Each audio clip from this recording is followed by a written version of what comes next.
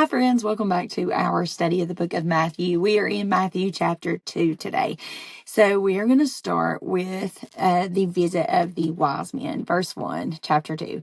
Now, after Jesus was born in Bethlehem, which is also the ancestral home of King David, Bethlehem of Judah, in the days of Herod the king. So who's Herod the king? I'm going to stop right there. I highlighted that and then I wrote he ruled from 37 to 4 BC, so 37 AD to 4 BC, and he was appointed by Rome. He is the father of Herod Antipas and Herod Archelaus,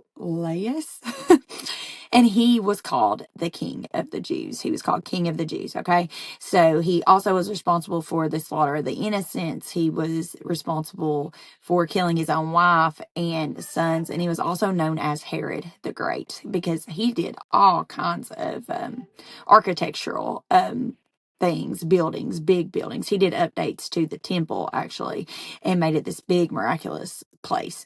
Okay, so behold, wise men from the east came to Jerusalem. Okay, so wise men, what does this mean? This is magi. They are astrologers.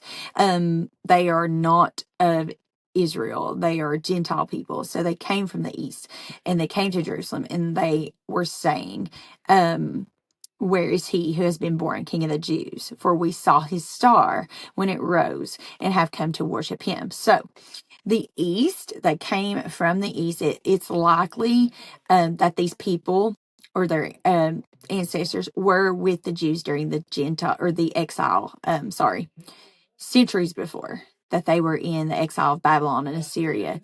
And these people were astrologers and they were interested in the signs in the sky. And so they saw his star. They knew that this star, and it is in Numbers 24:17, would mark the coming of the Messiah. And they wanted to search that out and figure out what this was about because they were all about knowledge and knowing things. So Numbers 24:17 actually says, I see him, but not now. I behold him, but not near. A star shall come out of Jacob, and a scepter shall rise out of Israel. It shall crush the forehead of Moab and break down all the sons of Sheth. So that's the star that it's referring to. And the Jewish people would have told about this star. They would have told about all the signs of the coming Messiah or the birth of the Messiah. They would have known that he comes from the line of David and that he is born in Bethlehem and all of these things. So this stuff was prophesied, and this is what the Jews were looking for. So the Magi's being in exile with them, or, that's their homeland or whatever, they would have heard the Jews talking about these things. And so now they see the star in the sky and they come to check it out. Okay. So, verse 3, when Herod the king heard this, he was troubled, and all Jerusalem with him, and assembling all the chief priests and the scribes of the people, he inquired of them where the Christ was to be born. They told him, in Bethlehem of Judah, for so it is written by the prophet, and you, O Bethlehem, in the land of Judah, are by no means least among the rulers of Judah, for from you shall come a ruler who will shepherd my people Israel. So that is actually from Micah 5:2 in the Old Testament. If you want to mark that in your Bibles, that is the prophecy that the Messiah is going to come out of Bethlehem, out of Judah, and he will be the ruler who will shepherd the people. Okay. So, verse 7, then Herod summoned the wise men secretly and ascertained from them what time the star had appeared. And he sent them to Bethlehem, saying, go and search diligently for the child. And when you have found him, bring me word, so that I too may come worship him. After listening to the king, they went on their way, and behold, the star that they had seen when it rose went before them until it came to rest over the place where the child was. When they saw the star, they rejoiced exceedingly with great joy. And going into the house, they saw the child with Mary, his mother, and they fell down and worshipped him. Then, opening their treasures, they offered him gifts, gold and frankincense and myrrh.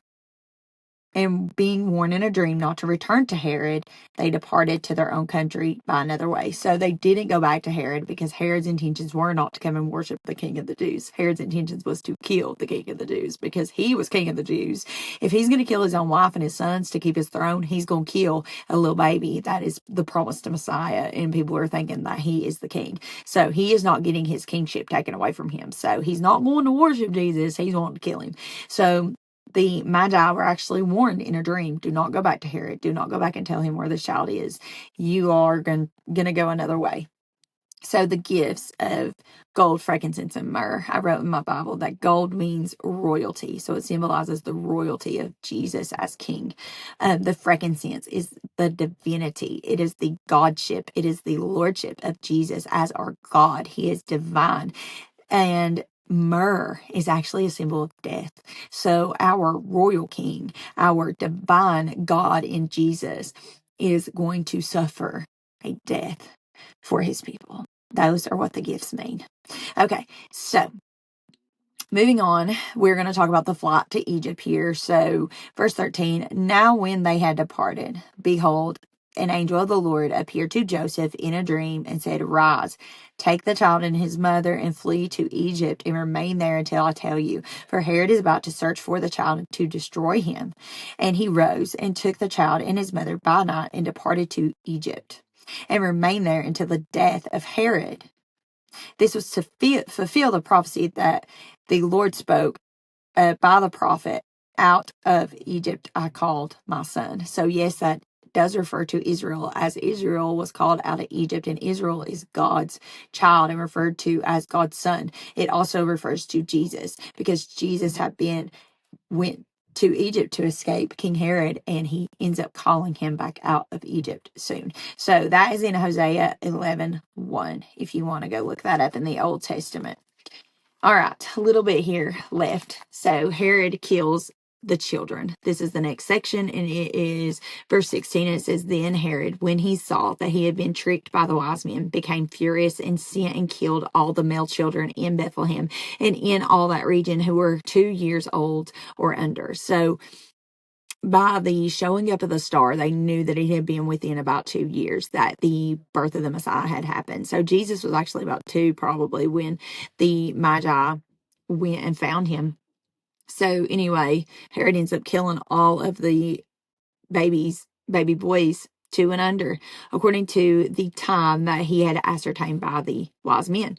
So then what was fulfilled, or it was fulfilled what was spoken by the prophet Jeremiah, a voice heard in Ramah, weeping and loud lamentation, Rachel weeping for her children. She refused to be comforted because they are no more.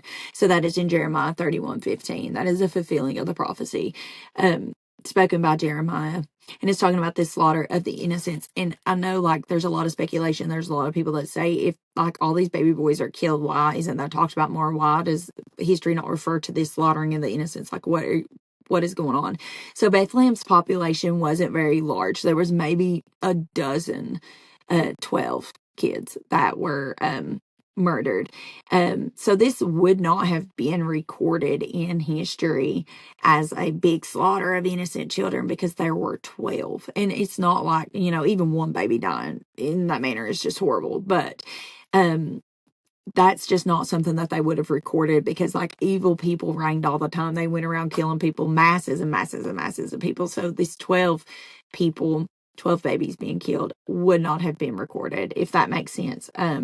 This wasn't seen as a big deal due to how evil and violent that Herod actually was. He had done far worse things than kill about a dozen babies. He did horrible things. Not that wasn't horrible. I'm just saying that's not one of the things that was just recorded in history as the slaughter of the innocents, because he did far worse, far greater things than that, which just tells you how horrible and evil of a person he was. So I mean, he killed his own wife and kids to keep his kingship. So that just tells you. So the return to Nazareth, verse 19.